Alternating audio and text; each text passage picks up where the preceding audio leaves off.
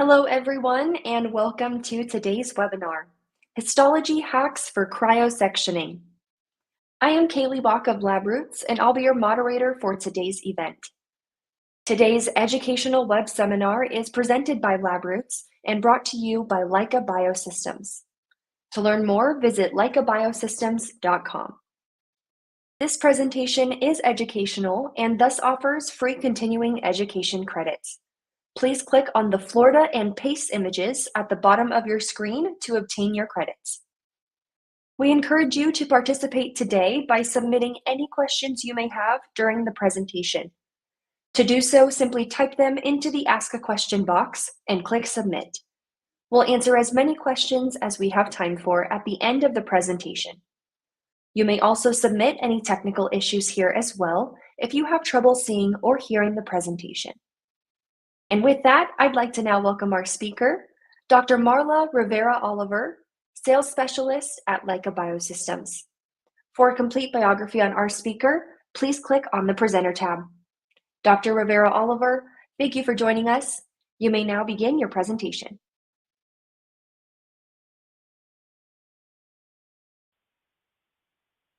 Thank you for the presentation and welcome to the Histology Hacks in Cryosectioning webinar. I am Dr. Marla Rivera-Oliver, and I am very excited to share today some tips and tricks I've learned during my 10 years of experience working on basic and translational research. I am based in the Dallas, Texas area of the United States, and in my current role, I support customers from North Texas and Oklahoma. I completed a bachelor's in biology from the Inter-American University of Puerto Rico and a doctoral degree in neurobiology from the University of Puerto Rico. I specialize in the spinal cord injury field and honed my skills in cryosectioning, imaging, and in vivo electrophysiology. Then I moved into a postdoctoral position at the Center for Discovery and Innovation of the City University of New York, where I grew my imaging, histology, and behavioral neuroscience expertise. Before joining Leica Biosystems, I joined the Leica Microsystems team as an account manager for microscopy. I supported the entire microscopy portfolio from compound to confocal and electron microscopy. Since my bachelor's degree, the histology field has always been fascinating for me, where I had the opportunity to do my first tissue staining. Then, during my doctorate studies, I had the chance to do a lot of histology and immunohistochemistry, which led me to publish a great article on spinal membrane receptors. And just to provide some context, here are some beautiful images from Puerto Rico, New York, and Texas for reference on my locations. During our session, I will provide you with some great cryosectioning hacks I discovered while working in the spinal cord injury and locomotion laboratory in Puerto Rico and help generate the quality data needed to publish this paper. I worked mainly with mice and rat brain and spinal cord tissues to understand how the intrinsic mechanism of action of the spinal network affected locomotion or the ability to walk under certain circumstances like injury, alcohol exposure, and even caffeine. To understand the physiology of the spinal network, I perform electrophysiology studies. To understand the anatomy and cell-to-cell interactions, I perform immunohistochemistry and other assays on previously sectioned tissue from the cryostat and the vibrotome. The cryostat was key to achieving the thickness and quality of the tissue I needed and preserving its antigenicity. Cryosectioning was the best solution as it was a fast and reliable way to get a tissue ready for staining, and the imaging quality was superior to any other technique I tried. During my learning process, I did a lot of troubleshooting with cryosectioning, like working with uneven tissue and coiling sections. The hacks we will discuss today have the potential for universal applications within any field that uses cryosection, as they are foundations of good practices. I hope you find inspiration and my talk provides value to your research project. So let's jump right in. During this session, we will be covering the following learning objectives. You will be able to identify 3 ways automation improves cryosectioning techniques. You will be able to name 3 things essential to obtain reproducible, high-quality sections with cryosectioning. And you will be able to name 2 histology hacks that can improve cryosectioning. A bit of housekeeping. There will be time for questions and answering at the closing of the presentation. Please feel free to add your questions to the chat box, and we will answer as many as we have time for following this talk. Any questions we do not get to today will be forwarded to me by lab groups for later follow-up. In addition, please see my bio section for more information about me. So with that said, let's start with the main question. What is cryosectioning? Cryosectioning, also called the frozen section procedure, was first described by Dr. Lewis B. Wilson in 1905, the chief of pathology at Mayo Clinic. Dr. Wilson was an expert at microscope-based research and a pioneer in visualizing diseased tissues. Shortly after arriving at the Mayo Clinic, Dr. Will Mayo itself said to him, "I wish you pathologists will find a way to tell us surgeons whether a growth is cancer or not while the patient is still on the table." Dr. Will was frustrated that it involved one operation in getting a tissue specimen, days to determine if it was malignant, anxiety for the patient who had to wait for answers, and a second operation if lab results showed the patient had cancer. Dr. Wilson wanted to create a technique that offered rapid diagnosis of cancerous tumors and masses. Because there was no fast way to provide a cancer diagnosis at the time, he invented cryosectioning. He was able to freeze, cut, stain, and give a diagnosis to surgeons within 5 minutes, oftentimes as quick as 2 minutes. Cryosectioning is widely used in modern science to perform microscopic analysis of numerous tissues with as many applications. The translational science field has embraced the technique to visualize fine details in cells. Let's talk about how that happened. In 1920, the Spencer Automatic Freezing Microtome 880 arrived. The microtome is like that used by Dr. Wilson, although this particular model dates from 1920. But you can see how this cryosectioning technique gained popularity and new inventions arose. Currently, we have a wide variety of options available, from manual to automated cryosectioning. Several labs have developed specialized techniques for different fields to enable a faster workflow and a high-quality throughput. But even though there are many techniques for cryosectioning, they still all must confer the same goal: reproducibility. And with cryosectioning, reproducibility could be a challenging task. There are at least 3 main factors that contribute to reproducibility. For me, those are rate of freezing, temperature, and cryopreservation. The freezing rate is when the expansion of the water content by freezing stretches and penetrates cell membranes. Slow freezing promotes ice crystal formation and thus expansion. Note that the freezing rate, not the end temperature, is critical at first. Fast freezing depends on several factors: the percentage of the total surface in contact with the cold source, the volume of water, the starting temperature of the water in the specimen, and how cold the source is. Ideally, the cold source is at an extremely cold temperature over -80 degrees Celsius and arranged to contact all surfaces. Panel A shows the formation of ice crystals, a byproduct of a slow rate of freezing. Temperature. Temperature plays a big part in forming different types of ice that can affect tissue and ultimately how it is sectioned. For example, Quick frozen or vitreous or amorphous ice is formed below minus 130 degrees Celsius. This type of ice is semi-stable, forms hexagonal crystals, and is the most common crystalline structure found on Earth. At above minus 130 degrees Celsius, amorphous ice begins to restructure as cubic ice, which gradually expands by result of low temperature and pressure, and will potentially change the morphology of your tissue. Understanding the type of ice formation at different temperatures will help you understand why it's important to section your specimen below 131 degrees Celsius. Sectioning should be performed as soon as possible after biopsy or dissection and should begin as soon as the tissue is warm enough to cut.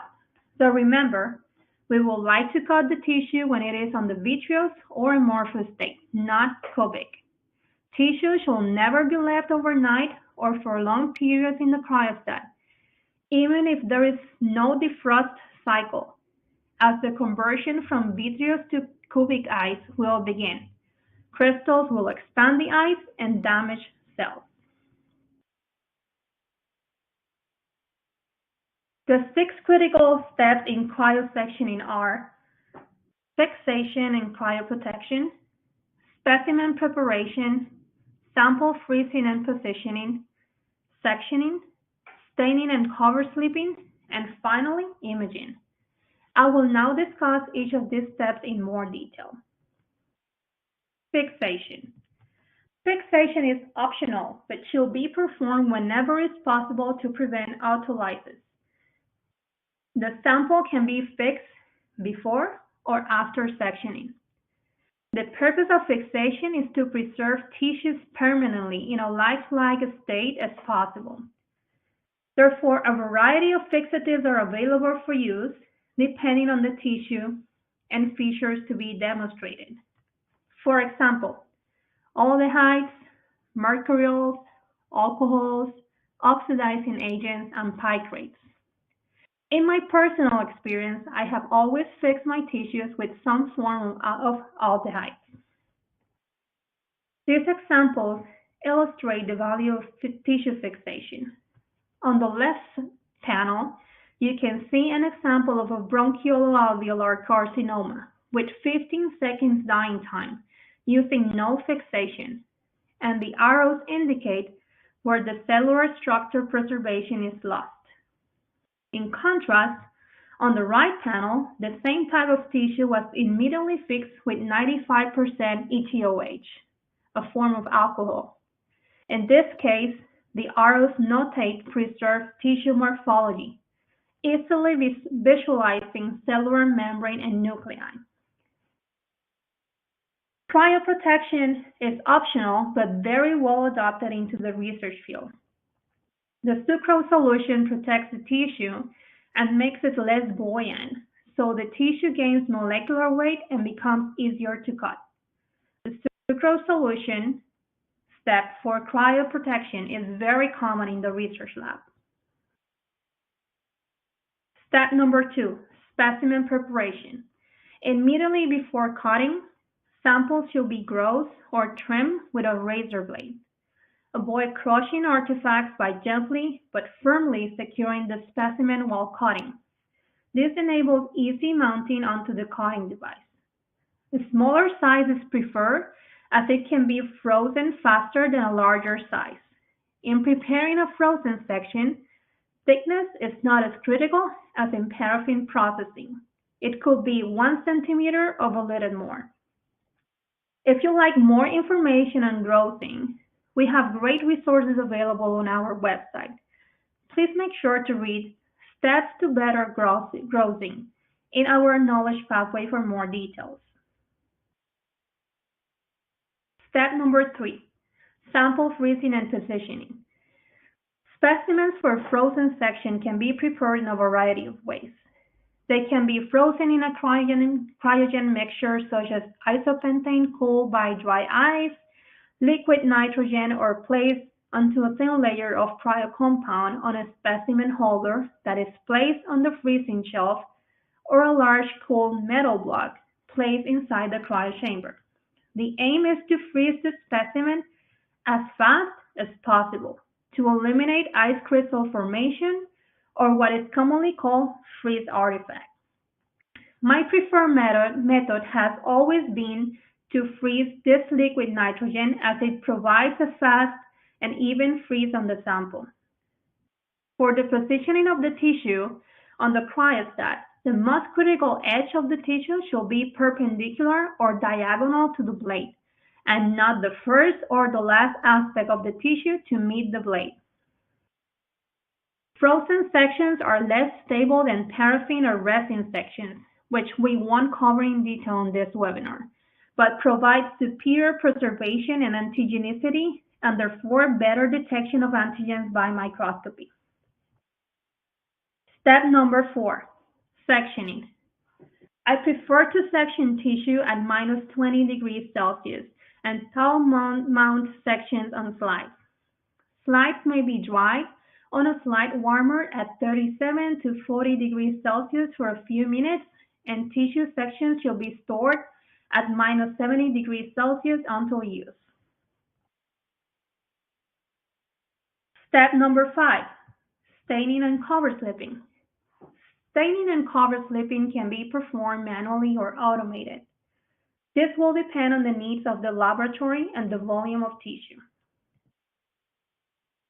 Staining protocols are based on user preferences, and each lab has its own stain combinations.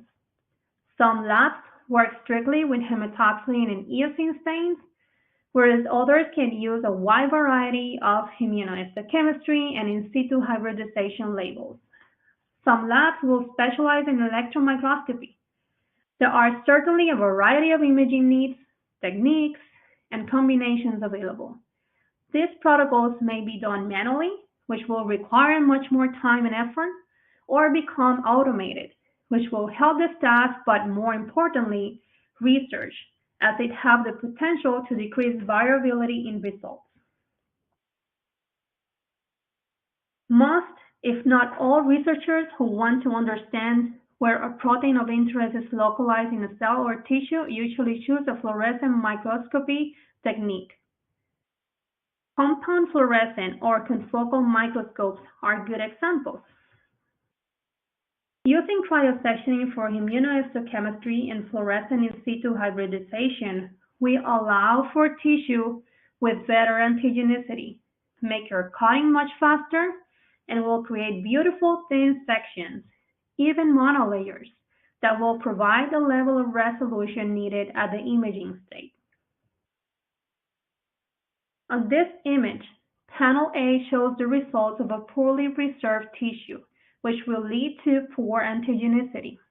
As a result, it can be challenging to identify or quantify data from the tissue section. Panel B shows a well-preserved tissue that conserves cell morphology and antigenicity. We will talk in more detail about imaging later in the presentation. The common goal to strive toward is good quality in tissue preservation. One way to help the preservation of tissue for imaging is using automated cryosectioning. Here I propose 3 pillars for practicing automated cryosectioning. Those 3 pillars are speed, accuracy, and safety. Speed, in physics, means the time rate at which an object moves along a path. In cryosectioning, it means the time rate at which the specimen is moving along the path of the blade or knife, which will be translated into how many sections you will be able to cut in a certain amount of time. Automated cryosectioning can allow for high-quality, faster sectioning. Accuracy. As the cryostat has a pre-established speed rate, each section will be cut at the exact same rate, producing the same accuracy per section. And safety. Safety is important for the user and the tissue. Safety protections may prevent any user accidents with the blade, and it is safe for the tissue as they will be cut with the highest precision, diminishing tissue loss.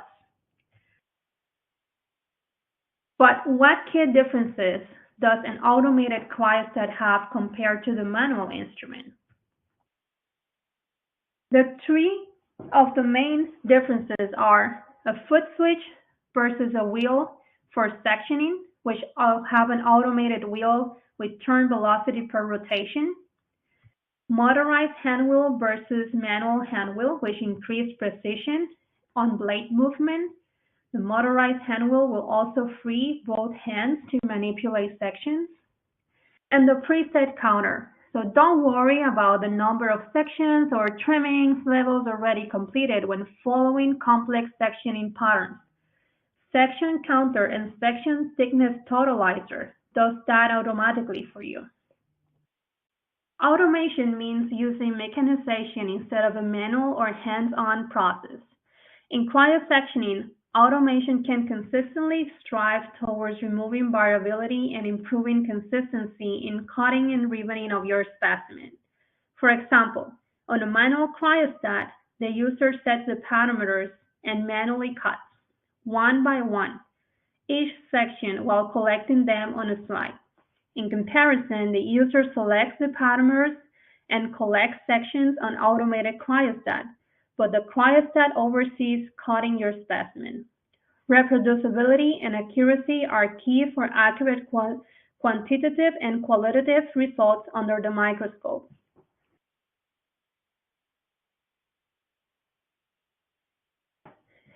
Imaging is a world of possibilities.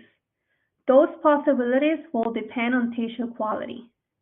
One way to proceed with imaging is to trace the fluorescently tagged protein while it moves through the cell in real time, which we call in vivo imaging and which we won't discuss in this webinar.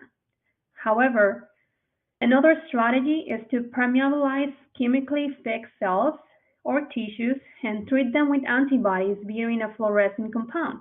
Just to mention a few common fluorescent proteins: GFP, DAPI, Olexofluor, M-cherry, and others. These techniques include immunohistochemistry, fluorescent in situ hybridization, and enzymatic degradation. And honestly, the first step for a successful fluorescent protein detection is having good tissue preservation. This image illustrates well-preserved tissue under fluorescent light microscopy on panel A, having a higher level of detail under the confocal microscope on panel B, and the highest level of detail achieved under the electron microscope on panel C. None of the tissue morphology and antigenicity will have been preserved if the sectioning protocol had not been perfectly created for the tissue needs. So with that being said, do you know if you have the correct protocol for your tissue? How can you understand what is happening when your results are not as expected? I also had those questions, and I will now share several histology hacks that help me understand what was behind those undesirable results and how to overcome those challenges while cryosectioning. So my hack number one is to pay attention to your fixation protocol. Bad fixation will mean bad results. Whenever you are using a fixation protocol, the fixation time for cells or tissue should last at least 6 to 8 hours, independent on how thick the sample is. This time frame will allow for the covalent bonds to form and maintain the morphology of the tissue over time.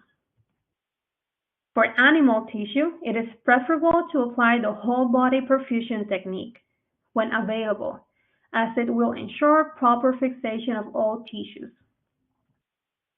There are different approaches for fixation.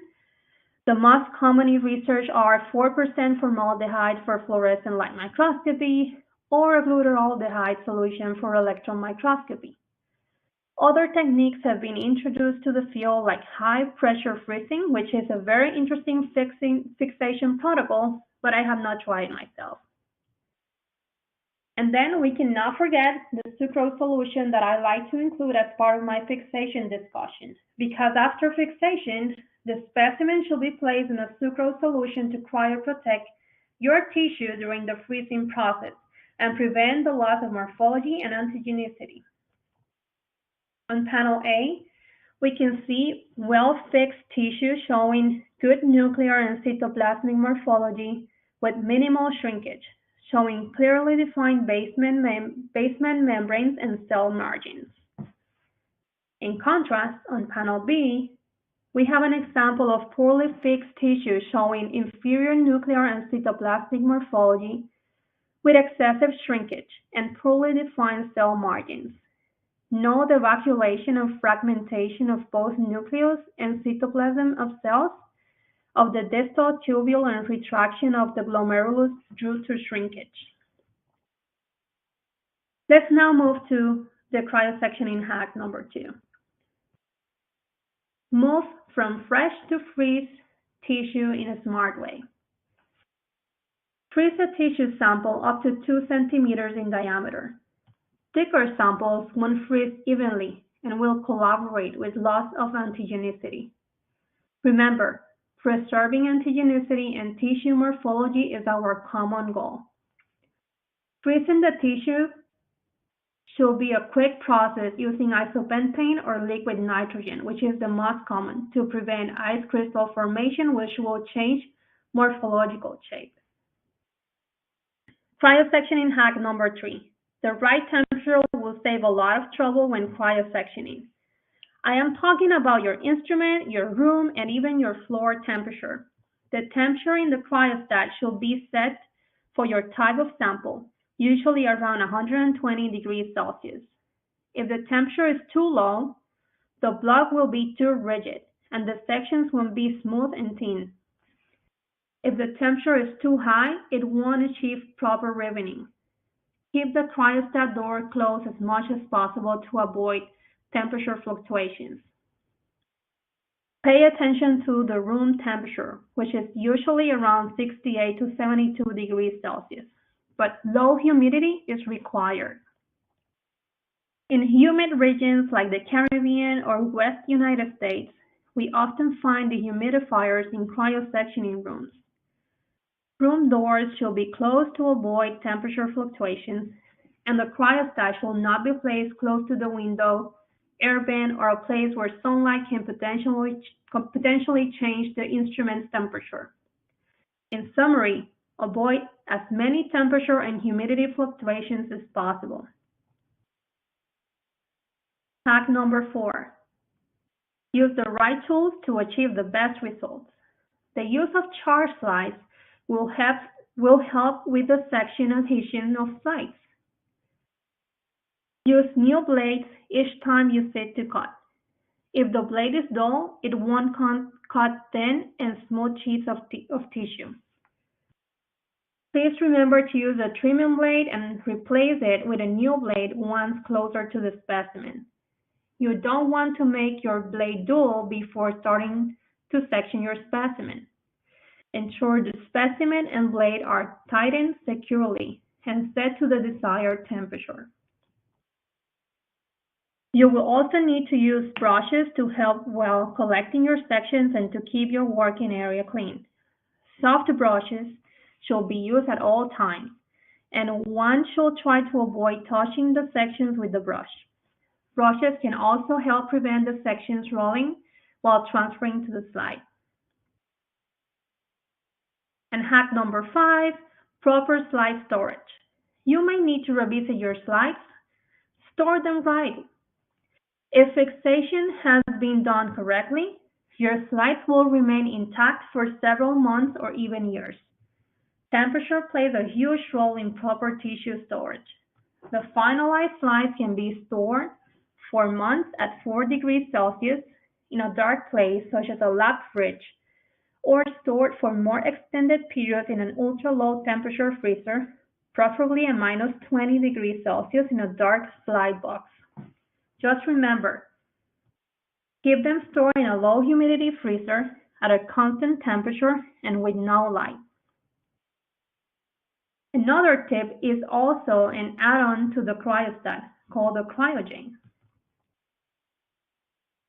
The cryogen transfer tape is a method for cryosectioning that makes it easy to produce high-quality frozen sections from difficult tissues. The cryogen uses slides coated with an adhesive to help sections stick on the slide instead of the typical used brush. In addition, it can be used with most cryostats. This system can provide sections as thin as 2 microns with excellent quality characteristics such as being intact, wrinkle-free, and good adhesion to the microscope slide. It works by laying a piece of tape to the trimmed tissue block, and a section is cut as captured on the tape, which is then transferred to the adhesive-coated slide. There are several videos on YouTube showing how cryogen has been used. Type cryogen on the search bar and you will find the videos. Now that we have discussed several hacks and tips about cryosectioning, I believe it is time to compare how these hacks will impact your cryosectioning quality. Here is a beautiful example of what can be achieved with the cryogen device by Pinsky et al. The method is also suitable for large brains such as rats and monkeys. Workflow steps are explained on panel A. On panel B, from the Allen Atlas, there are the most common sources of damage, as of folded areas, those solid black arrows in A, B, and C, torn sections, arrowheads as on C, and sections with missing areas, dotted arrows in D. Those common damages can be corrected by the use of this transfer tape technique. The use of the cryogen can help decrease tissue damage due to section collection. In the same study from Dr. Pinsky, we show here thumbnail images of serial sections cut from a perfused mouse brain in 3 standard sectioning planes. Selected rows of serial sections cut in the coronal, top, sagittal, middle, and horizontal, bottom planes. Sections were collected using the tape transfer method processed for nasal stain, cover slip, and image. In all cases, the sections appear of consistently high quality. This is another example from the same study. Histochemical panel A and B, immunohistochemical staining in panel C through H, and the use of tape transfer to section rat and macaque tissue is shown in panel I and J.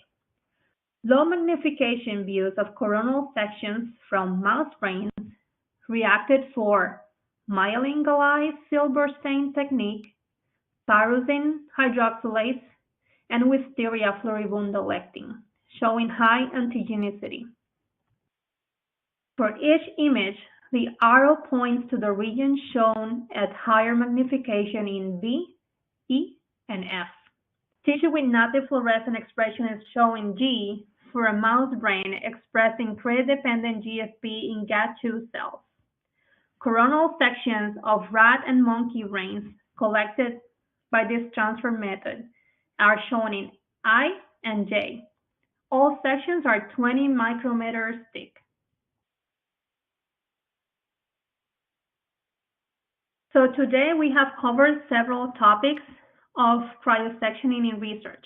We talk about what is cryosectioning, the 3 ways automation helps in cryosectioning, the 5 steps of the cryosectioning workflow, hacks for better cryosectioning, and 2 bonus hacks and additional tips. This brings my presentation to the end.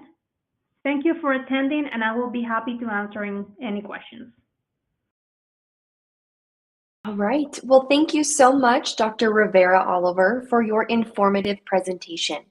We will now start the live Q&A portion of the webinar. So to our audience, if you have a question that you'd like to ask, please do so now. Just click on the Ask a Question box located on the far left of your screen, and we'll answer as many of your questions as we have time for. All right, so let's get started. We've already got some great questions coming in here. And I have our first question here is actually a two-part question regarding recommendations. So, Dr. Rivera-Oliver, this first question asks, is it recommended, yes, no, or why? Is it recommended to dry the tissue with clean wipes previous add the OCT? And also, is it recommended after the sucrose gradient, leave the samples in OCT 1 to 2 hours before the freeze in order to interchange the sucrose inside the tissue with OCT? Okay, so thank you for this question. For the first part, the tissue doesn't have to be dry before placing into the OCT. This is an extra step. It's not going to harm your tissue because it's already fixed and has been through the sucrose gradient already. It's up to the user. I haven't seen any advantages on doing so. And then for the second part, after the sucrose gradient, leave the sample in OCT for 1 or 2 hours. It's not providing any additional benefits. You can just go straight from the sucrose solution to the OCT and freeze right away and start cutting. Great, thank you. All right, next question here. Will the slides be available after the webinar for reference? This webinar will be available to view on demand. The same way you joined in to watch today is going to be the same way that you'll rewatch this on demand, and LabRoots will be sending out an email to all of you after the webinar once it's available for viewing. So you will be able to watch that later. All right, another question here for you. In research field, the use of cryostat is very different from diagnostic lab since we have projects that make us spend a lot of time in the cryostat, and most of the times automated features do not help. Can you comment a bit on your insights about why ergonomically there is no great evolution? Is there an ambidextrous cryostat out there? Thank you for this question, and I can totally relate to how you feel about automation and spend and the need to get more ergonomical options available for the cryosections. Right now, Leica has a foot pedal that can be used for cutting sections. You may want to look into that.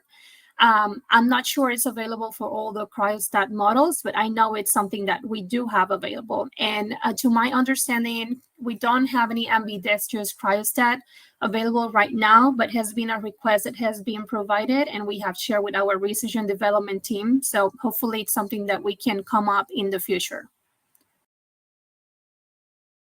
Great, thank you. All right, and we've still got some great questions coming in here. This next one asks, how many hours is good for fixed tissue using 10% NBF? Okay, so I've used 10% NBF myself when I was doing my spinal cord cryosectioning, and for my specific application and for the thickness of my tissue, 6 to 8 hours was enough. So it will really depend on the size of your tissue, how thick it is, and which is going to be your ultimate goal. If you're just looking into the outside of the tissue, like the outside membranes, then maybe a shorter preservation will be enough, but at least you got to do 6 hours of preservation on any type of fixation.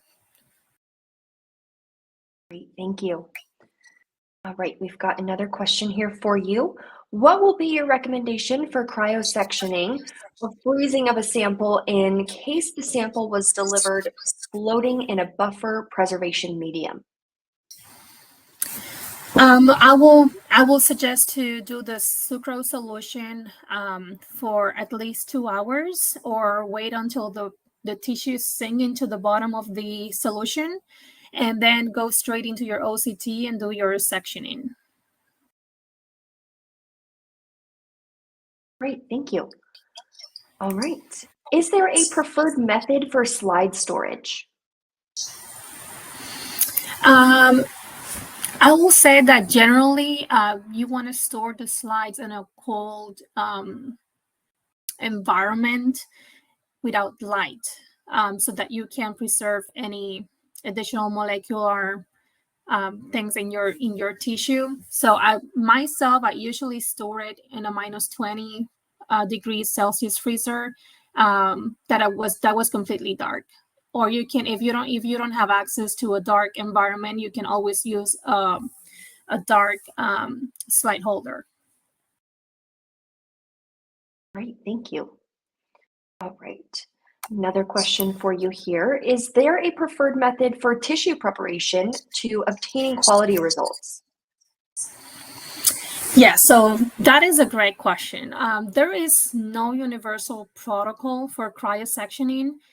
Each tissue has its own characteristics and each research project has its own needs, right? So for me, a good starting point will be finding a peer-reviewed article that uses a cryosectioning protocol on your specific tissue type and for a similar application. And then, there are labs in science that are, for the most part, open to share protocols and even allow shadowing experience. So maybe you want to explore that option as well. Another option will be to see if your institution has any histology or imaging core facilities. Usually the staff at core facilities are very knowledgeable on sectioning protocols and could be able to assist in the process.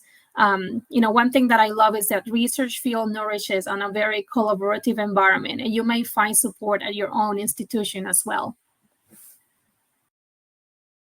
Great, thank you. All right, next question here. I have trouble trying to cut the fat or fatty tissue, such as breast. Do you have any tips to help this? Okay, so there could be so many variables. Fatty tissue, it's hard to cut because of the fatty cells.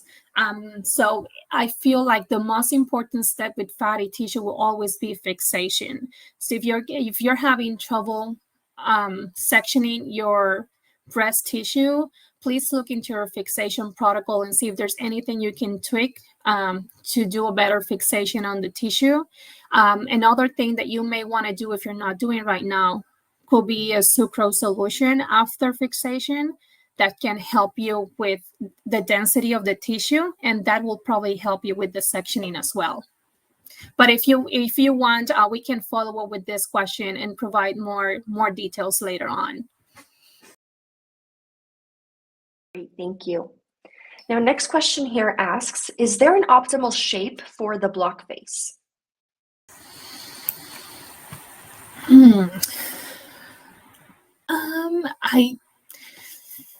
Again, it will depend on the tissue size, the tissue shape.